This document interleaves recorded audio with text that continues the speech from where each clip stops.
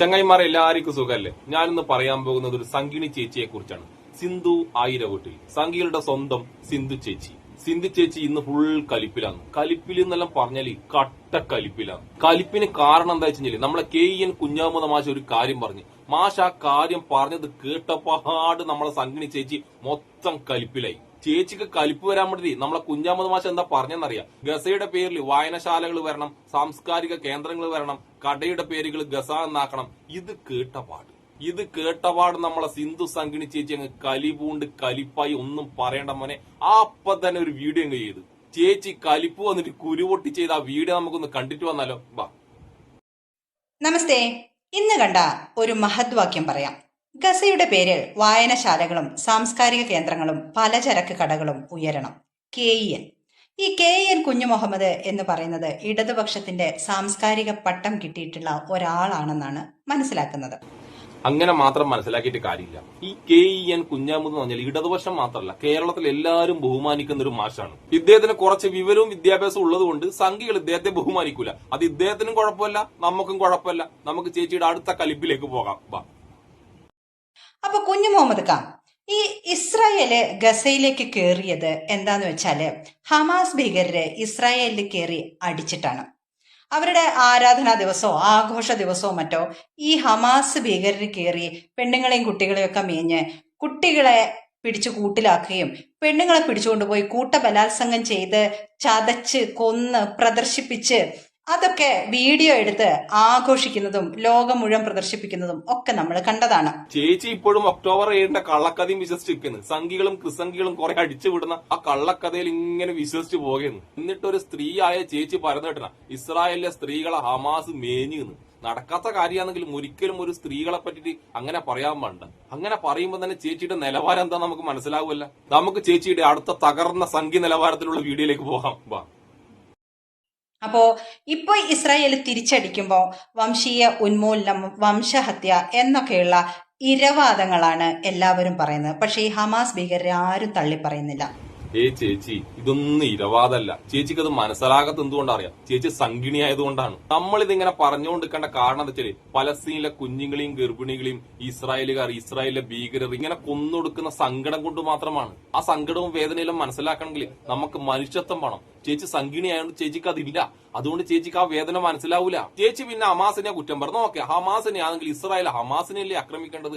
അതിന് ഈ പാവം കുഞ്ഞുങ്ങളെ പട്ടിണി കിടക്കുന്ന കുഞ്ഞുങ്ങളുടെ അടുത്തേക്ക് കുറച്ച് ഭക്ഷണം കൊണ്ട് ആരെങ്കിലും പോകുമ്പോഴത്തേക്ക് ആ ഭക്ഷണം കൊടുക്കുന്ന സ്ഥലത്ത് വെച്ച് ആ കുഞ്ഞുങ്ങളെ ഇങ്ങനെ ബോംബിട്ടും വെടിവെച്ചും കൊല്ലുന്നത് എന്തിനാണെന്ന് ചേച്ചിക്ക് പറ്റുമെങ്കിൽ ചേച്ചി ഇസ്രായേലിലെ നെതന്യാവിനെ വിളിച്ചൊന്ന് ചോദിക്കണം. എന്നിട്ട് അങ്ങനെ കുഞ്ഞുങ്ങൾ മരിക്കുമ്പോൾ സന്തോഷിക്കുന്നത് എന്തിനാണെന്ന് ചേച്ചി കേരളത്തിലുള്ള കാസയോടും ചേച്ചിയുടെ കൂടെയുള്ള സംഘികളോടും ചോദിക്കണം. അപ്പൊ ചേച്ചിക്ക് മനസ്സിലാവും ഈ കാസയും സംഘികളും ഈ നെതന്യാവിലെ സന്തോഷിക്കുന്നതിന്റെ കാരണം അവർക്ക് മനുഷ്യത്വം ഇല്ലാത്തത് കൊണ്ടാണെന്ന്. അപ്പൊ ചേച്ചിക്ക് മനുഷ്യത്വം ഇല്ലാത്തതുകൊണ്ട് ചേച്ചിയെ സന്തോഷിക്കും. അതിന് ചേച്ചിനെ നമ്മൾ കുറ്റം പറയുന്നില്ല. സംഘി ആയാലും അത്രേ ഉണ്ടാവും നമുക്കറിയാം. ചേച്ചി ഇപ്പം പറഞ്ഞ ഇരവാദമില്ലേ, ആ ഇരവാദവും മുഴക്കിക്കൊണ്ട് നിങ്ങളെ നെതന്യാഹു ലോകം മൊത്തം കറങ്ങാൻ തുടങ്ങി. എന്നെ ആക്രമിക്കാൻ നോക്കുന്നുണ്ട്, എന്നെ ഈജിപ്ത് ആക്രമിക്കാൻ നോക്കുന്നു, എന്നെ സൗദി ആക്രമിക്കാൻ നോക്കുന്നു, എന്നെ ഖത്തർ ആക്രമിക്കാൻ നോക്കുന്നു. മറ്റു കരച്ചിലാന്ന്. ലോക രാജ്യങ്ങളിൽ മൊത്തം പോയിട്ട് കരച്ചിലാന്ന്. എല്ലാരെ കാല് പിടിക്കുന്ന രാജ്യങ്ങളെല്ലാം കാല് മടക്കി നിങ്ങളെ നെതന്യാഹുവിനെ തൊഴിച്ചങ്ങ് വിടുന്നു. ഇപ്പൊ നെതന്യാഹു ആണ് ഇരവാദം മുഴക്കുന്നത് എന്റെ സിന്ധു ചേച്ചിയെ. അതുകൊണ്ട് സംഘികളും ക്രിസംഘികളും ഇസ്രായേലിന്റെ പേരും മാറ്റി ഇരവാദവും മുടക്കിക്കൊണ്ട് ഇനി നമ്മളിടത്തേക്കും വരാൻ പാടില്ലട്ടാ.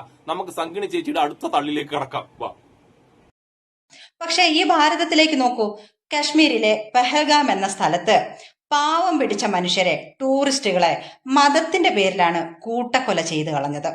എന്നിട്ടോ ആ പെഹൽഗാമിന്റെ പേര് ഒരു പെട്ടിക്കടക്കെങ്കിലും ഇടണം എന്ന് ഈ കുഞ്ഞു മുഹമ്മദ് ക എന്താ പറയാത്തത്? നിങ്ങൾക്ക് എന്താ ലോങ് സൈറ്റാണോ കുഞ്ഞു മുഹമ്മദ് ക? എന്താ ഇന്ത്യയിലുള്ള കാര്യമൊന്നും കാണാൻ പറ്റൂലേ? വിദേശത്തെ കാര്യം മാത്രമേ കാണാൻ പറ്റുള്ളൂ? കുഞ്ഞുമുഹമ്മദ് ഖാന്റെ കാഴ്ചയെല്ലാം അവിടെ കട്ടെ. നമ്മളെ സംഗിണി ചേച്ചി കണ്ണട ഇട്ടാലും കാഴ്ചയൊക്കെ ഉണ്ടാവുമല്ലോ, നല്ല കാഴ്ചയുണ്ടല്ലോ. ചേച്ചിയുടെ വീടിന് പെഹൽഗാം എന്ന് പേരിട്ടന ഇല്ല? ചേച്ചിക്ക് പരിചയമുള്ള ആരുടെയെങ്കിലും കടക്ക് ചേച്ചി പോയിട്ട് പെഹൽഗാം എന്ന് പേരിടാൻ പറഞ്ഞിട്ടുണ്ട? ഇല്ലല്ല, ചേച്ചി പറഞ്ഞിട്ടല്ല. അപ്പൊ ചേച്ചി അമ്മാരി വർത്തമാനം നിർത്ത്. ഇനി അതുമല്ലെങ്കിൽ ചേച്ചിയുടെ BJP RSS ഒരുപാട് ഓഫീസുകൾ തുറന്നിട്ടുണ്ടല്ലോ, ഒരുപാട് സ്ഥാപനങ്ങൾ തുറക്കുന്നുണ്ടല്ലോ. അതിന് എവിടെയെങ്കിലും പോയിട്ട് പെഹൽഗാം എന്ന് പേരിടാൻ വേണ്ടി ചേച്ചിക്ക് പറയാൻ പറ്റുമോ? അതും പറ്റൂല. പിന്നെ നിങ്ങളെപ്പോലത്തെ സംഘികളും കാസകൂസന്മാർ രാവിലെ മുതൽ കിടന്നുറങ്ങുന്നവരെ രാജ്യസ്നേഹം എന്ന് പറഞ്ഞത് കൊണ്ടൊന്നും രാജ്യസ്നേഹി ആവൂല. രാജ്യസ്നേഹം എന്ന് പറഞ്ഞത് മനസ്സിലാവേണ്ടത്, ഹൃദയത്തിലാവേണ്ടത്. അത് ഇന്ത്യയും പാകിസ്ഥാനും ക്രിക്കറ്റ് കളിക്കുമ്പോൾ ഉണ്ടാകുന്ന മാത്രമല്ല രാജ്യസ്നേഹം. ആ രാജ്യസ്നേഹം ജനിച്ചു മരിക്കുന്നത് വരെ ഒരു മനുഷ്യന്റെ മനസ്സിന്റെ ഉള്ളിലുണ്ടാവും. ആ രാജ്യസ്നേഹം ചേച്ചിക്കും ചേച്ചിയുടെ സംഘികൾക്കൊന്നും ഇല്ലാത്തത് കൊണ്ടാണ് മറ്റുള്ളവരുടെ രാജ്യസ്നേഹം തപ്പിപ്പോയിക്കൊണ്ടിരിക്കുന്നത്. ആ രാജ്യസ്നേഹം നിങ്ങൾക്ക് ഇല്ലാത്തത് കൊണ്ടാണ് നിങ്ങൾ രാവിലെ മുതൽ രാത്രി വരെ ഇല്ലാത്ത സാധനം ഉണ്ട് എന്ന് കാണിക്കാൻ വേണ്ടി ഇത് പറഞ്ഞുകൊണ്ടിരിക്കുന്നത്. ഇനി സിന്ധു ചേച്ചിക്ക് ഇന്ത്യയിലെ മുസ്ലിങ്ങളുടെ രാജ്യസ്നേഹം മനസ്സിലാക്കണം. ആ രാജ്യസ്നേഹം മനസ്സിലാക്കണമെങ്കിൽ പെഹൽഗാമിൽ മരിച്ച ടൂറിസ്റ്റുകൾ മാത്രമല്ല, ഒരു കാശ്മീരി മരിച്ചിട്ടുണ്ടായിരുന്നു. ആ കാശ്മീരിയെ പറ്റി സിന്ധു ചേച്ചിക്ക് അറിയോ? സെയ്ദ് ആദിൽ ഹുസൈൻ എന്ന പേരുള്ള ഒരു കാശ്മീരി മുസ്ലിം, ഒരു പക്കാ ഇന്ത്യൻ. ആ രാജ്യസ്നേഹത്തെ പറ്റി എന്റെ സിന്ധു ചേച്ചി കേട്ടിട്ടുണ്ടാ? തന്റെ ജീവൻ പണയം വെച്ച് ആ ടൂറിസ്റ്റുകൾക്ക് വേണ്ടി ജീവൻ കളഞ്ഞ ആ തീവ്രവാദികൾക്കെതിരെ ഒറ്റക്ക് നിന്ന് പോരാടിയ സെയ്ദ് ആദിൽ ഹുസൈൻ, ഇന്ത്യൻ മുസ്ലിം, ഇന്ത്യൻ രാജ്യസ്നേഹി ആ മുസ്ലിം. ആ മുസ്ലിങ്ങളുടെ രാജ്യസ്നേഹത്തെ കുറിച്ചാണ് ഈ സംഗിണി ചേച്ചി സംസാരിച്ചുകൊണ്ടിരിക്കുന്നത്. പിന്നെ അന്ന് അവിടെ അക്രമം ഉണ്ടായപ്പം അവിടെയുള്ള ടൂറിസ്റ്റുകളെ ഒക്കെ സുരക്ഷിതരായി താഴെ എത്തിച്ചത് ചേച്ചിയും സംഘികൾ എപ്പോഴും തീവ്രവാദികൾ എന്ന് വിളിക്കുന്ന ആ കാശ്മീരിലുള്ള മുസ്ലിങ്ങളാണ്. അതുകൊണ്ട് മുസ്ലിങ്ങൾക്ക് ചേച്ചിയുടെ രാജ്യസ്നേഹത്തിന്റെ സർട്ടിഫിക്കറ്റ് ഒന്നും വേണ്ടട്ടാ. അവരെന്നും രാജ്യസ്നേഹികളാണ്. അവർക്ക് രാവിലെ മുതൽ രാത്രി കിടന്നുറങ്ങുന്നവരെ രാജ്യസ്നേഹം പറഞ്ഞു നടക്കേണ്ട ആവശ്യമൊന്നുമില്ല. നമുക്ക് സിന്ധു ചേച്ചിയുടെ അവസാന രാജ്യസ്നേഹ തള്ളിലേക്ക് പോകാം. വാ. ഈ പെഹൽഗാമിൽ കൊന്നുകളഞ്ഞത് RSS ഭീകരരൊന്നും അല്ലല്ലോ, പാവപ്പെട്ട ഭാരതീയര്, ടൂറിസ്റ്റുകള്. അവരെ തുണി പൊക്കി നോക്കിയും കലിമ ചൊല്ലിച്ചും മതത്തിന്റെ പേരിലാണ് കൂട്ടക്കൊല ചെയ്തത്. അപ്പൊ എന്താ നിങ്ങൾക്ക് ഭാരതത്തോടുള്ള കൂറി ഇത്രയേ ഉള്ളൂ? അപ്പോ നിങ്ങളെ കൂറിനെ നമ്മൾ സംശയിക്കൂല കുഞ്ഞുമുതുക്ക? അങ്ങനെ ചെയ്യാൻ പാടുണ്ടോ? എന്റെ സംഗിണി ചേച്ചിക്ക് ഈ കൂറിനോടും താറിനോടുള്ള സംശയം എന്തുകൊണ്ടാണെന്നറിയാം? എന്റെ സംഗിണി ചേച്ചിക്കും സംഖ്യക്കും ഇന്ത്യയോട് കൂറും താറൊന്നും ഇല്ലാത്തത് കൊണ്ടാണ്. ഈ സാധനം നിങ്ങൾക്ക് ഇല്ലാത്തത് കൊണ്ട് മറ്റുള്ളവർക്ക് ഇല്ലേ എന്നുള്ള സംശയം ഇങ്ങനെ എപ്പോഴും മനസ്സിൽ കടന്ന് ഇങ്ങനെ കളിക്കുന്നു. പിന്നെ ചേച്ചിക്ക് അറിയോ എന്ന് എനക്കറിയില്ല, ഈ പലസ്തീനൊന്നും ഇന്ത്യയുടെ ശത്രു രാജ്യമല്ല. അതുകൊണ്ട് ആ രാജ്യത്തിന്റെ ഏതെങ്കിലും ഒരു സ്ഥലത്തിന്റെ പേര് ഏതെങ്കിലും സ്ഥാപനത്തിൽ ഇടുന്നതുകൊണ്ട് ഒരു കുഴപ്പമില്ല എന്റെ സിന്ധു ചേച്ചിയെ. പക്ഷെ സിന്ധു ചേച്ചി ശ്രദ്ധിക്കേണ്ട എന്താ അറിയാം? പാകിസ്ഥാൻ പുണ്യഭൂമിയാന്ന് പറഞ്ഞ വിശകലയെ കുറിച്ചാണ്. ആ വിശകലയാണ് സിന്ധു ചേച്ചി ഗുരുവായും ഗുരിയായും കൊണ്ടു നടക്കുന്നത്. നമ്മുടെ ശത്രു രാജ്യമായ പാകിസ്ഥാനെ പുണ്യഭൂമിയായി കാണുന്ന ആ വിശകലക്കെതിരെ ചേച്ചി എപ്പോഴെങ്കിലും എന്തെങ്കിലും സംസാരിച്ചിട്ടുണ്ടോ? സംസാരിച്ചിട്ടില്ല. കാരണം ചേച്ചിയും വിശകലയെ പോലെയുള്ള ഒരു വിഷജന്തുവാകാനുള്ള എല്ലാ ശ്രമങ്ങളും നടത്തുന്നുണ്ട്. ചേച്ചി ആ ശ്രമത്തിന്റെ ഏകദേശം പകുതിയിലെത്തി. ചേച്ചിയും വിശകലയും തമ്മിൽ ചെറിയ വ്യത്യാസം കൂടിയേ ഉള്ളൂ, ഇഞ്ചോടിഞ്ച് വ്യത്യാസം. ചേച്ചി അതുകൊണ്ട് ആ ഇഞ്ച് കീഴടക്കാൻ വേണ്ടി പരമാവധി ശ്രമിച്ചോ. വിശകലയെ പോലെ വർഗീയ വിഷം മാത്രം തുപ്പുന്ന ഒരാളായിട്ട് ചേച്ചി എത്രയും പെട്ടെന്ന് വളർന്നു വരട്ടെ എന്ന് ഞാൻ പ്രാർത്ഥിക്കുന്നു. അതുകൊണ്ട് എന്റെ സിന്ധു ചേച്ചി കുഞ്ഞാമുദ മാഷിന്റെയും ഇന്ത്യയിലുള്ള മുസ്ലിങ്ങളുടെയും രാജ്യസ്നേഹം അളക്കാൻ നിൽക്കണ്ടട്ട. രാജ്യസ്നേഹം അളക്കുന്നതിനൊക്കെ ചേച്ചി നേരെ പോയിട്ട് സംഘികളുടെയും സംഘിണികളുടെയും അളന്നു കഴിഞ്ഞാൽ ചേച്ചി ബോധം കെട്ട് വീഴും. ഒന്നും ഉണ്ടാവില്ല.